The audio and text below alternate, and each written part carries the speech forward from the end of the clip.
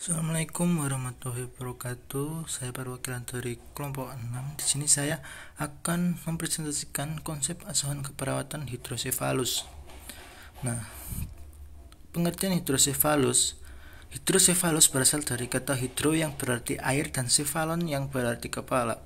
Nah, hidrosefalus merupakan penumpukan cairan cerebrospinal atau CSS secara aktif yang menyebabkan dilatasi sistem ventrikel otak, di mana terjadi akumulasi CSS yang berlebihan pada satu atau lebih ventrikel atau ruang supranoid. Menurut Poppy Wijaya. Kemudian ada hidrosefalus adalah keadaan patologis otak yang mengakibatkan bertambahnya cairan cerebrospinalis dengan tekanan intrakronea yang meninggi sehingga terdapat pelebaran ruang mengalirkan CSS. Kemudian, menurut pendapat terakhir, hidrosefalus adalah akumulasi cairan cerebrospinal dalam ventrikel cerebral, ruang supranoid atau ruang subdural. Nah, faktor risiko hidrosefalus. Ada beberapa faktor risiko hidrosefalus. Nah, beberapa kondisi yang memperbesar peluang yang terjadi hidrosefalus pada bayi baru lahir, seperti sistem saraf pusat tidak berkembang dengan normal sehingga menghalangi aliran cairan cerebrospinal. Adanya perdarahan di dalam ventrikel otak yang memungkinkan bayi lahir prematur. Kemudian ada ibu mengalami infeksi yang menyerang rahim selama kehamilannya sehingga timbul peradangan di jaringan otak janin. Nah, kemudian ada beberapa faktor risiko pendukung lainnya pada kasus hidrosefalus yang baru terjadi setelah anak tumbuh besar. Faktor risikonya termasuk cedera pada kepala yang mengenai otak atau tumbuh tumor di otak atau sumsum tulang belakang, infeksi pada otak atau sumsum tulang belakang, perdarahan di pembuluh darah otak, operasi kepala, cedera kepala yang parah. Nah, jika ada anak memiliki beberapa faktor yang meningkatkan risiko hidrosefalus, rutinlah berkonsultasi ke dokter. Kemudian ada etiologi hidrosefalus. Apapun sebab dan faktor risikonya, hidrosefalus terjadi sebagai akibat obstruksi, gangguan absorpsi, atau kelebihan produksi CSS. Terdapat predileksi obstruksi adalah foramen Monroe, foramen Sylvie, foramen Luska, foramen Magendie, dan villi arachnoid. Hidrosefalus secara umum dapat disebabkan oleh banyak hal seperti tumor, infeksi, peradangan, perdarahan. Obstruksi CSS disebabkan oleh faktor intraventrikular, ekstraventrikular, dan kelainan kongenital.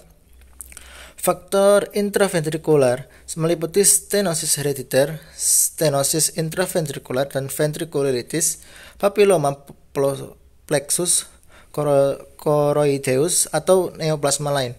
Sedangkan faktor ekstraventrikular meliputi stenosis kompresi akibat tumor dekat ventrikulus, tumor di fossa posterior, atau tumor di cerebellum. Nah, untuk patofisiologis hidrosefalus ada dibagi menjadi dalam dua bentuk, yaitu yang pertama ada hidrosefalus akut didasari oleh faktor mekanik seperti perdarahan otak, tumor, infeksi, dan abses otak, stenosis aqueductus cerebris sylvie, hematoma ekstradural, dan edema otak akut akan mengganggu aliran dan absorpsi CSS sehingga terjadi peningkatan TIK. Akibatnya, tekanan intraventrikular meningkat sehingga konu anterior ventriculus lateral melebar. Kemudian diikuti oleh pelebaran seluruh ventriculus lateralis. Dalam waktu singkat diikuti penipisan lapisan ependym ventriculus. Hal ini akan mengakibatkan permeabilitas ventriculus meningkat sehingga memungkinkan absorpsi CSS akan menimbulkan edema substantia alba di dekatnya. Apabila peningkatan absorpsi ini dapat mengimbangi produksinya yang berlebihan, maka tekanannya secara bertahap akan menurun sampai normal, meskipun penderita masih memperlihatkan tanda-tanda hidrosefalus. Nah, keadaan demikian ini disebut hidrosefalus tekanan normal. Namun biasanya peningkatan absorpsi ini gagal mengimbangi kapasitas sehingga produksinya terjadi pelebaran ventrikulus berkelanjutan dengan tekanan yang juga tetap meningkat. Kemudian bentuk kedua, hidrosefalus kronik, terjadi beberapa minggu setelah aliran CSS mengalami sumbatan atau mengalami gangguan absorpsi. Apabila sumbatan dapat dikendalikan atau dihilangkan, tekanan intraventrikuler akan menjadi progresif normotensif karena adanya resorpsi transpendimal parenkim paraventrikuler. Akibat dari peningkatan tekanan CSS intraventrikuler mengakibatkan sistem venosa menjadi kolaps dan penurunan volume aliran darah, sehingga terjadi hipoksia dan perubahan metabolisme parenkin atau kehilangan lipid dan protein. Akibat lebih jauhnya adalah terjadinya dilatasi ventrikulus karena jaringan periventrikular menjadi atrofi. Nah, untuk pathway hidrosefalus ini ada beberapa hidrosefalus hingga menyebabkan beberapa gangguan. Jika desakan pada otak dapat menyebabkan gangguan neurologis sehingga menyebabkan gangguan memori berhubungan dengan gangguan neurologis. Nah, jika desakan pada medula oblongata menyebabkan gangguan mekanisme pengaturan atau persarafan pada medula sehingga terjadi vomit, dapat menyebabkan gangguan defisit nutrisi berhubungan dengan ketidakmampuan menelan makanan. Nah, pada saat kelebihan cairan pada ventrikel ruang intrakranial menyebabkan gangguan hipervolemia berhubungan dengan kelebihan asupan cairan. Nah, pada saat pemasangan ventrikuloperitoneal sehingga menyebabkan risiko infeksi berhubungan dengan efek prosedur invasif. Nah, jika terjadi pembesaran kepala dapat menyebabkan gangguan tumbuh kembang berhubungan dengan efek ketidakmampuan fisik.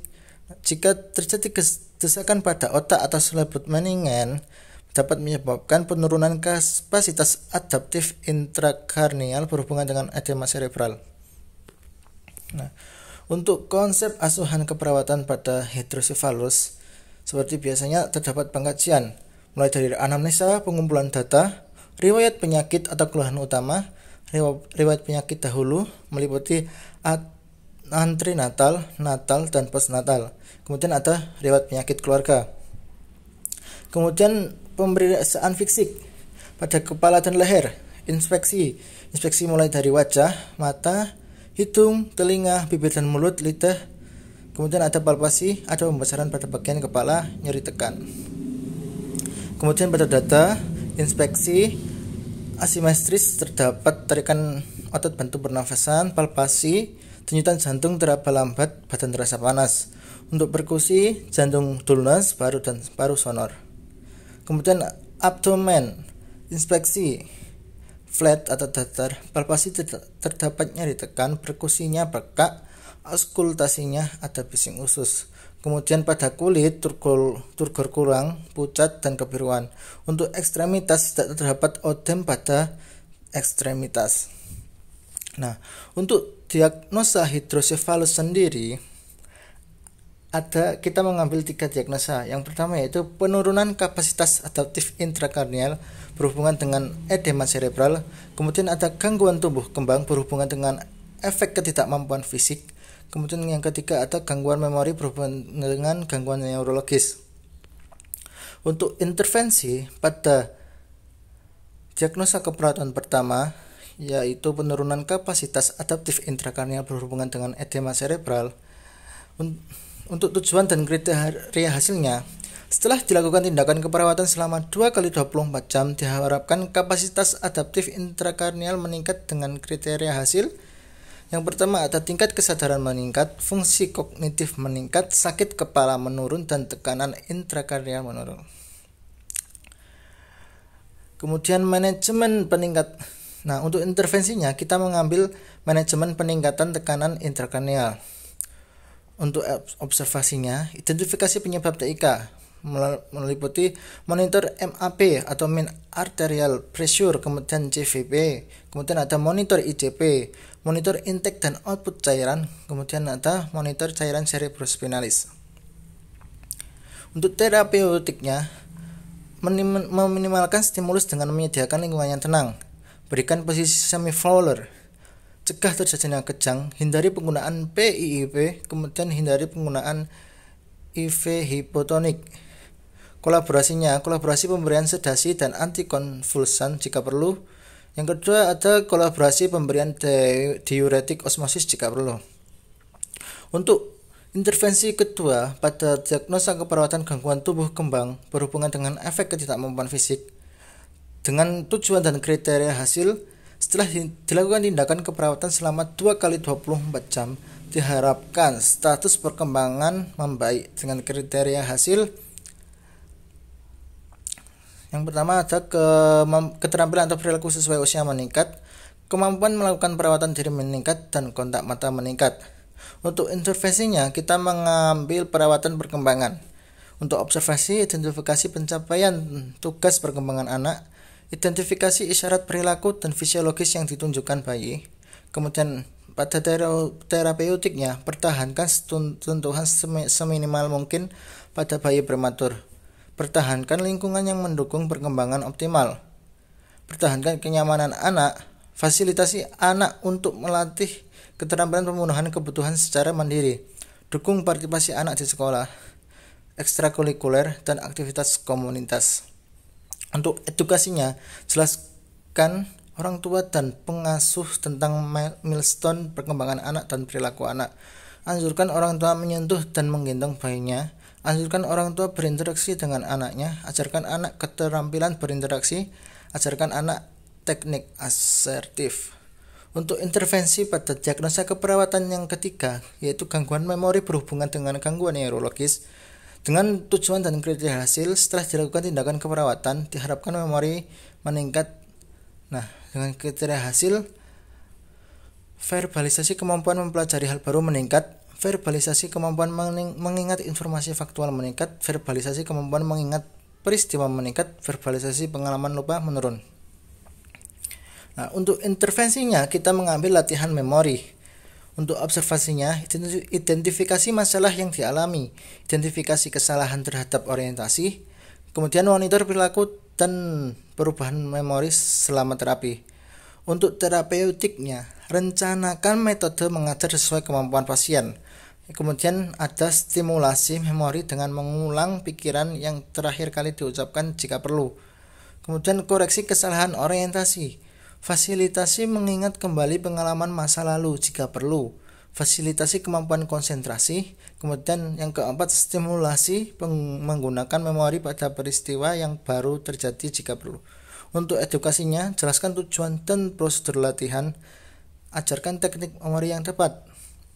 Untuk kolaborasinya, rujuk pada terapi okupasi jika perlu.